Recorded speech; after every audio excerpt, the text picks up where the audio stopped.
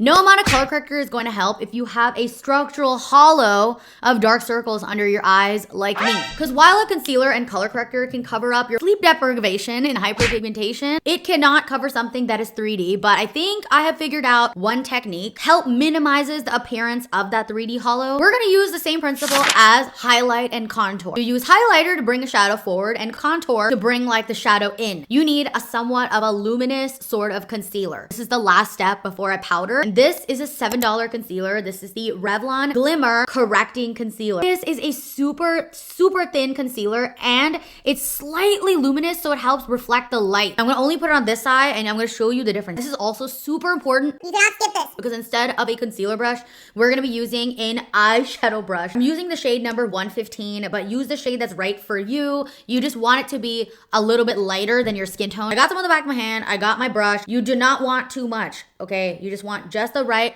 enough amount to saturate the brush. Then I'm gonna look up and I'm going to only follow the hollow of that dark circle. You can already see the immediate difference, but now that we've placed the concealer, I'm gonna take my concealer brush and start blending downward. There is a technique to setting your under eyes. I'm gonna take a lighter shade of a pressed powder. This is the Charlotte Tilbury one, putting a small amount under my eyes with a small fluffy brush. I'm gonna take my powder puff, a little bit of a loose powder, blend it out on the back of my hand, and then spray a little bit of setting spray on the puff. Then I'm gonna press the powder right where I put that highlighter. 2 more steps. I'm gonna add just a hair of bronzers underneath my eyes. Of course, you could still slightly see the hollow, but I feel like it's a lot more minimized than you could see it here. Let me know if this was helpful, and all the products I use will be linked in my bio.